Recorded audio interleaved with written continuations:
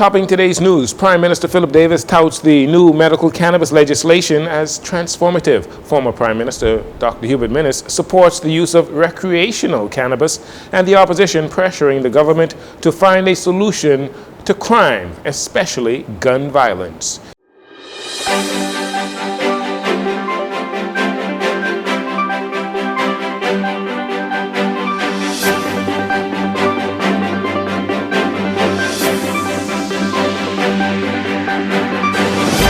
Good evening, Bahamas. I'm Jarino Saunders. This is your JCN Evening News. It is a pleasure to have you join us.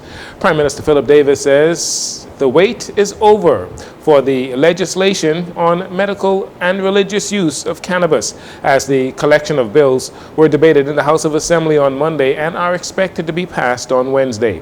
The Prime Minister championed the new framework for prescription, distribution, marketing, and decriminalization of cannabis. He shared the following details regarding the Cannabis Bill 2024. This bill provides several safeguards to prevent the misuse of cannabis. For example, medical practitioners are required to undergo a training program on prescribing cannabis.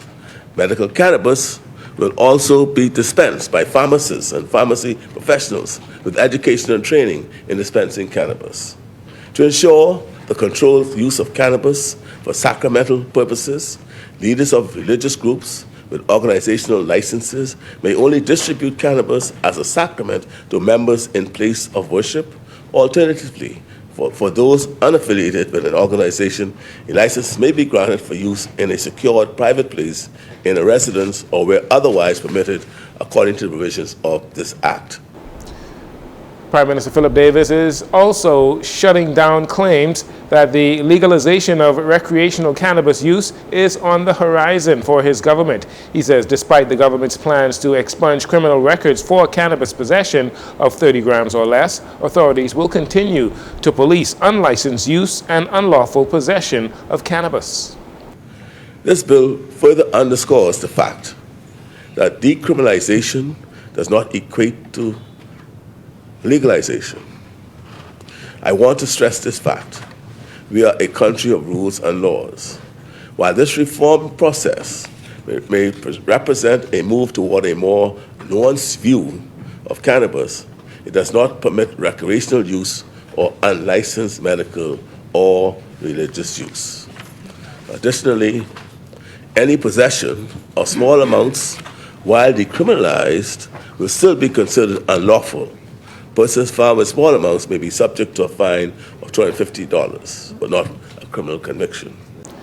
Prime Minister Davis adds that unlawful possession, intent to supply, smoking cannabis in public places, and misrepresentation of medical conditions are crimes under the new law, emphasizing that the production and sale of all cannabis products will be electronically monitored. Convicted offenders caught supplying, selling, or using cannabis, you can still face a fine of up to $100,000 or 7 years in prison.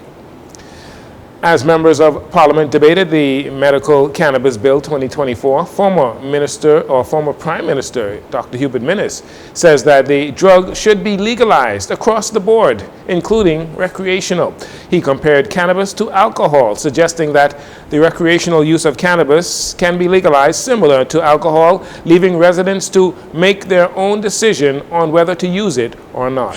We allow adults to use alcohol with rules. There is a minimum age to buy alcohol.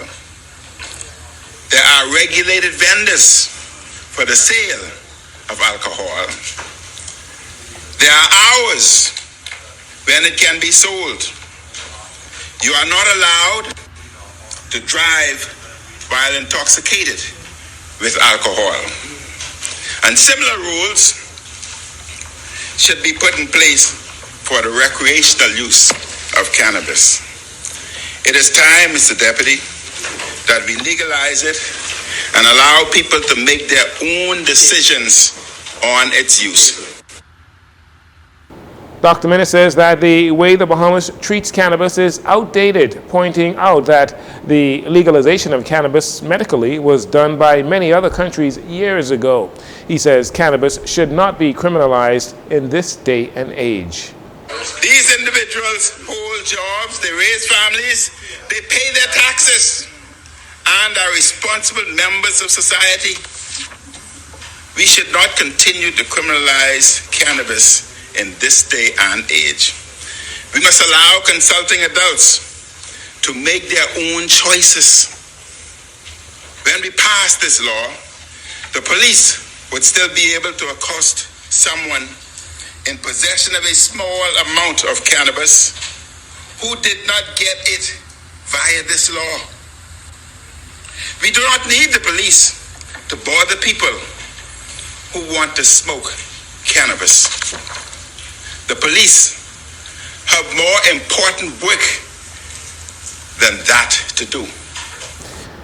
Dr. Minnis said instead of retaining prohibition against the use of cannabis, the state should teach individuals about responsible drug use through public and school-based education. The opposition deputy leader, Shannon Cartwright, used a few minutes of his allotted time during the debate on the cannabis bill on Monday to address the ongoing crime issue, in particular gun violence and murders. Mr. Cartwright accused the government of letting the Bahamian people down when it comes to the fight against crime. Is that with 63 murders in the Commonwealth of the Bahamas, we feel that the government owes a duty to the Bahamian people to respond and to respond adequately, Mr. Deputy. The Bahamas recorded 110 murders in 2023, with 72 of those murders being solved for a 65% solvency rate. Again, to date, the Bahamas has now suffered 63 murders for the year 2024. And finally, in this segment, after being forced to evacuate staff from the Bahamian Embassy in Haiti in March this year because of the increasing violence and social unrest, the government of the Bahamas has decided that it is safe enough to return. Foreign Affairs Minister Fred Mitchell said on Monday that the cabinet has approved resuming the country's diplomatic presence in Haiti. Reportedly, local Haitian staff members are at the embassy, but no real work can take place until about a dozen Bahamian staff members return. According to Mr. Mitchell, the government will also have to search for a new location for the embassy in Haiti as the current building is being sold. Meanwhile, Kenyan police officers recently arrived in Haiti to begin their multinational security mission to stabilize the country. The Bahamas will assist with maritime security in the waters surrounding Haiti. You're listening to JCN News. We'll take a break here. We'll be right back after these commercials.